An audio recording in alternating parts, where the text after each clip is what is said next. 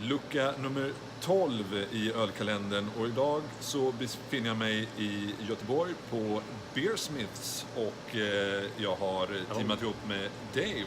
Så den här luckan blir också på engelska, because you're an Englishman. Yep, very sorry about that. Yeah. No, don't be, it's nice. Englishman in Gothenburg. Yeah. How you end up here?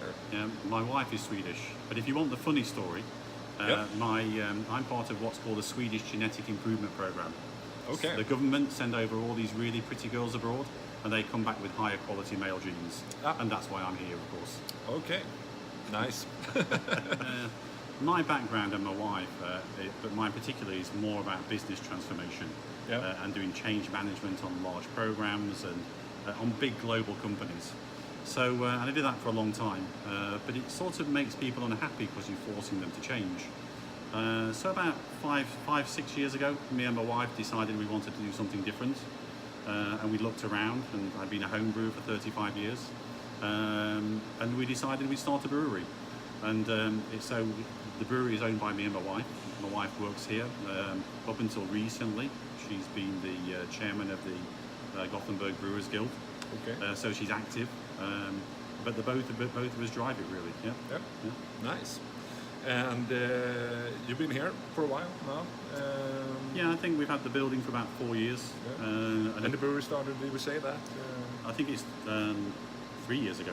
3 years ago. Okay. Something like that. Yeah. I think the first beer was out in December 2015. Okay. Yeah. Nice. So.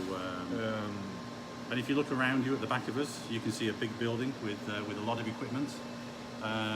This building was completely empty when we first saw it.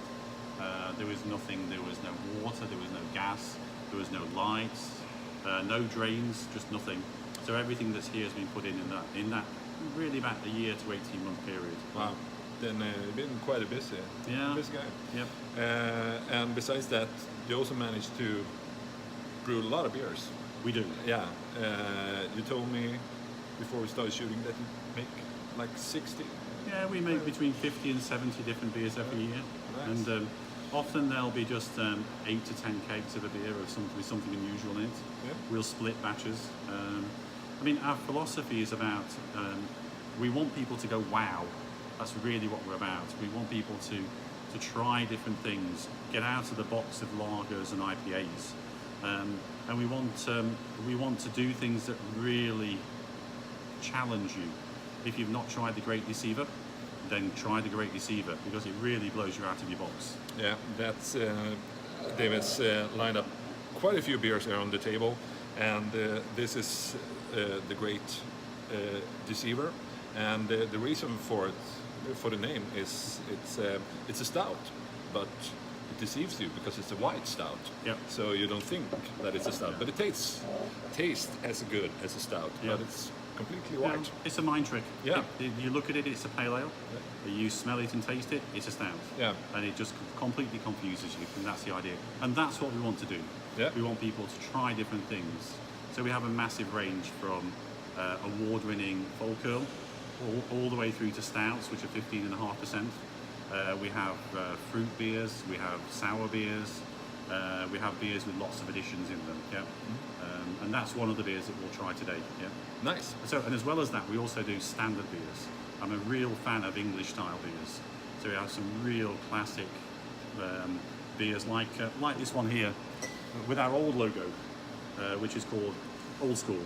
Yeah. Stunning English double IPA.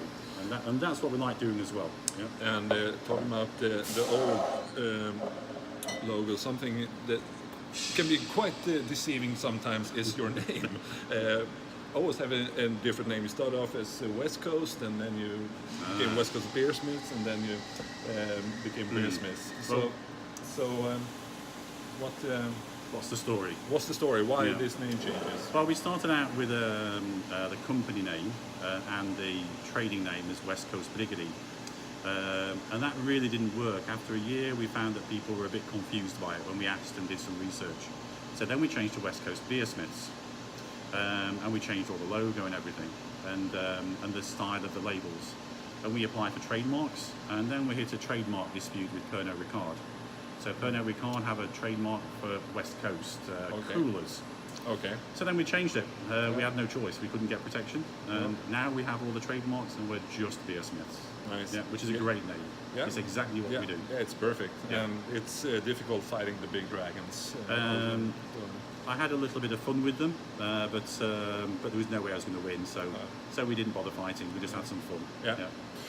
Okay. Well, I'm getting thirsty, so let's try beer. Let's try beer. Sounds like a plan. Yeah. Which one should we go for? I think we're going to go first? for this one, out for dessert, which is one we've made just now. Hopefully it'll be in TSE. We're trying to get it in. As you can see, there's no real label because we've not put it in bottles actually. Nice. Now this is the same beer as our Out to Lunch, which isn't here, which is a 10.2% imperial milk stout. And we made a batch of it, and we thought, well, what can we do with this? So we split off about 1,000 litres and made it into an orange stout. And we split off another 1,000 or so and made it into tiramisu. Tiramisu. Yep. Nice. Sample, not for public sale. Well, I'm a lucky guy getting this. You're very lucky. Yeah. It's one of the good. It's a really good beer. Getting some great reviews just now. Nice. Out for dessert. Yep. Nice. Cheers. Cheers. So you get those. You can feel in the background the dark malts, but you get a lot of the caramel that we've added. Yeah. And if you really smell, you really get the sweetness in the nose and the bit burnt flavor. Yeah. Also. Yeah. You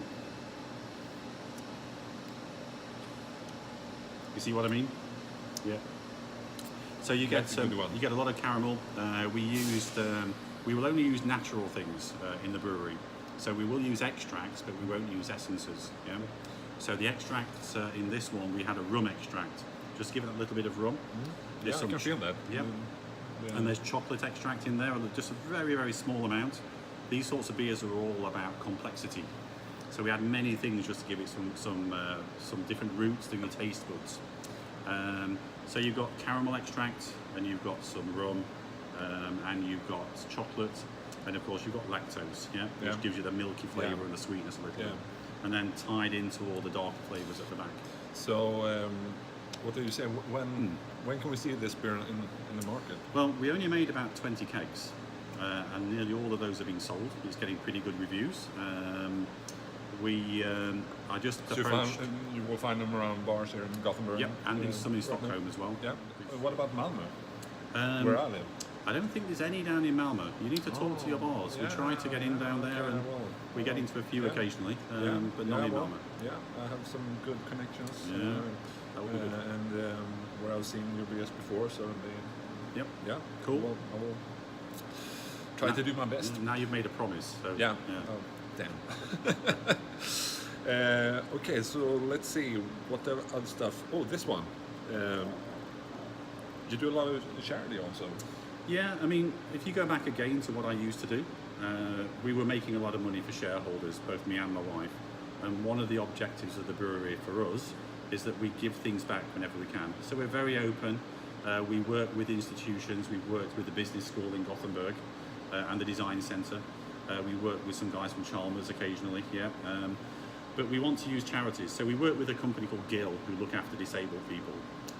And you've got the CPA, which is a cerebral palsy ale.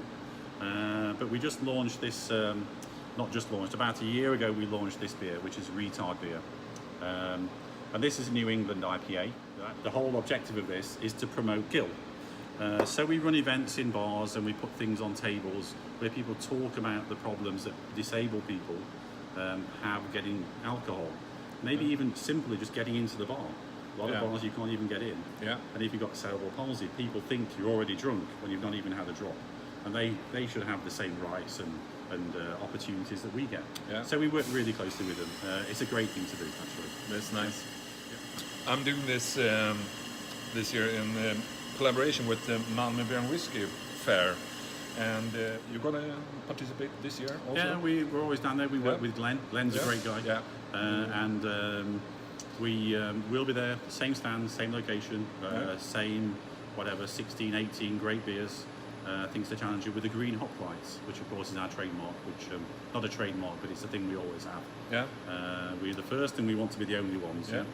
So Any chance this might turn up in the tiramisu, or? I hope so.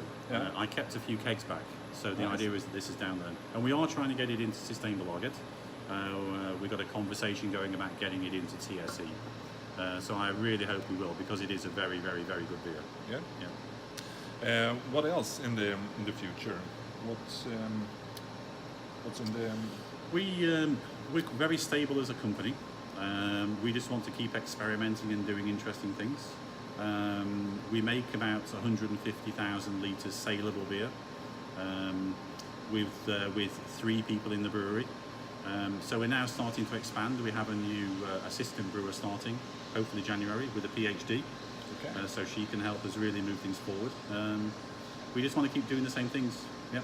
Nice. And we'll probably start looking more at export, because Swedish market is a very difficult market to fit within. Yeah. And we need some volume. Yeah, we don't need it. We make beer for other people, so we're happy. Do you send anything back home to England? We don't just now, Oh. but I have started that conversation with Business Sweden actually. Okay. So I hope to get that moving in the near future. Yeah. And I've got a friend who's going to hopefully start working with the export side to get that moving.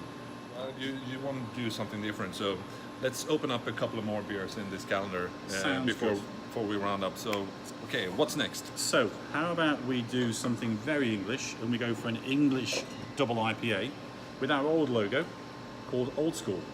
Nice. Yeah, this is a very classic one. This one's just finished in sustainable lager, but if enough of you ask, then I'll make it again, because it's a brilliant beer. Probably my favourite beer. Okay, let's open it.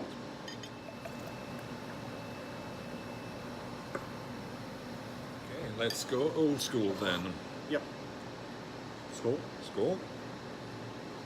So immediately you get all the caramel malts. Yeah. Yeah. Quite sweet because it's an 8% beer, 8.1 I think.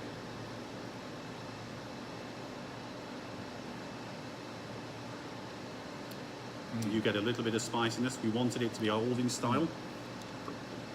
Magic. Yeah, I love that sweet malty. Yeah, sweet and malty, but with a bit of an edge. Yeah, the typical English harshness that can be in the Yeah. English IPAs. Absolutely. So, yeah, this was quite rich also. Yeah. The body. So. Yeah, but we also, I wanted it to be as an old style. So if you went back 100 years and you looked at fields of barley, they weren't just fields of barley. They were fields of barley with a bit of wheat, with some rye, and that's what gave those old flavours. Yeah. So in here it's mainly barley, of course, Marisotter, but we have a little bit, we have some wheat, and we have some rye malt. That just gives it that little bit of a harsher edge, and adds to complexity. That's why it's so good, because I really like rye beers. Yeah. It gives quite a different richness to the beer. It does, but that's one of the great things about making beer, is that we all want different things, and we all like different things, and we all pull different things from the same beer. Yeah. And that's what I love about this, is that we can try different things, and different people will like it or not. We have a spiced porter here, based on our award-winning Göteborg porter. This is made just for the end of the year, for the winter and Christmas, of course. Okay, let's try it. Yep, and some people love it, and some people hate it. But that's what this is about, and that's what we want to do, is challenge people and see what I can immediately smell it. So this is the Folköl. We're selling this in supermarkets. Oh, yeah, really spicy. We get really good ratings, and we get really, really, let's say, average or low ratings. But it's one of those things you love or you hate. When we design beers, we decide what we're going to do. We're going to make it really delicate, or we're going to go really in your face. This was an in-your-face beer. Yeah. And you get very strong clove flavours. There's a lot of cinnamon. There's a lot of nutmeg in here. Yeah, the cinnamon is really intense in 3.5%. Yeah. Yeah. But this is a great winter beer. Yeah. Just perfect for Christmas. Yeah. It's. Yeah, and something a bit different. Again, we want to challenge people and getting people outside of the boxes and this drinking together different with things. some Christmas cookies. And the sweets. Yeah, for sure. So, And I would go with smoked roast ham. Yeah. Yeah, would be really good with this. The cloves, you're getting ham sometimes. Yeah. It's good beer. Well, I'm super glad that I got the chance to come here to the brewery and have this nice chat and this lovely tasting with you. You're welcome. And see you in Malmö in a few months. Yeah, I look forward to it. Go visit David at the fair and talk to him a bit.